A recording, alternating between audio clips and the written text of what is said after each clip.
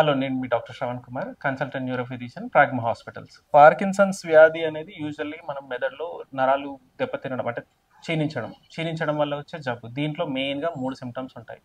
First usually అందరు పేషెంట్స్లో చేతులు వనకడం, ఏదన్నా చెయ్యి మనం ఒంటి మీద పెట్టుకున్నప్పుడు కదలిక లేనప్పుడు, చేతులు కదలలేనప్పుడు చేతులు వణుకుతూ ఉండడం అనేది ముఖ్య లక్షణం.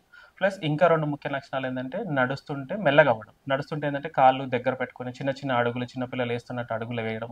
సెకండ్ థింగ్, టైట్నెస్ రావడం.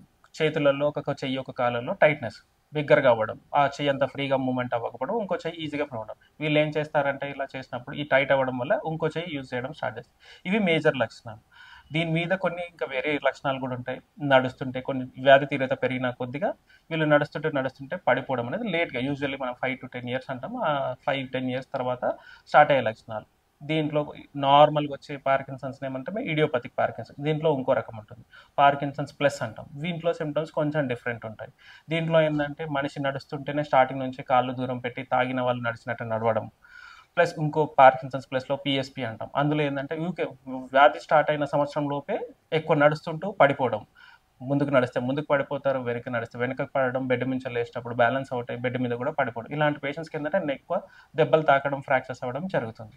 ట్రీట్మెంట్ దీంట్లో మందులతో క్యూర్ చేసి ఇనిషియల్గా పేషెంట్స్ అందరినీ మందులతోనే క్యూర్ చేయొచ్చు. అట్లీస్ట్ సిమ్టమ్స్ని వనకడము, టైట్నెస్ ప్లస్ నడక ఇవన్నీ బెటర్ అవుతాయి. దీంట్లో కొన్ని డ్రగ్స్ ఉంటాయి, సిండోపా అని యూస్ చేస్తాం మనం, కార్బిడోపా ప్లస్ లివోడోపా. ఈ డ్రగ్స్ స్టార్టింగ్లో లో డోస్లో స్టార్ట్ చేస్తాము, డోస్ ఇంక్రీజ్ చేస్తాం.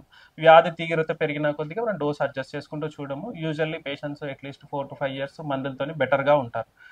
వ్యాధి తీవ్రత పెరిగిన కొద్దిగా మనకి ఇప్పుడు న్యూర్ అడ్వాన్స్ ట్రీట్మెంట్స్ వచ్చినాయి. దాంట్లో డీబీఎస్ అంటాం, డీప్ బ్రెయిన్ స్టిమ్యులేషన్. కొంచెం మెదడులో చిన్న ఆపరేషన్ చేసి ఎలక్ట్రోడ్స్ ఫిక్స్ చేసి కదలికలు ఈ మూమెంట్స్ అనేవి బెటర్గా చేస్తాం. ఇంకా రీసెంట్గా ఎంఆర్ గైడెడ్ ఫోకస్ అల్ట్రాసౌండ్. దీంట్లో ఏంటంటే చేతులు బాగా ఒక సైడే వనకడం చేస్తే ఏంటంటే అట్లీస్ట్ ట్రెమర్స్ వనకడం తగ్గించడానికి మనం చిన్నగా ఆపరేషన్ లేకుండా అల్ట్రాసౌండ్ రేడియేషన్ లాగా ఇచ్చేసి వనకడం తగ్గించవచ్చు.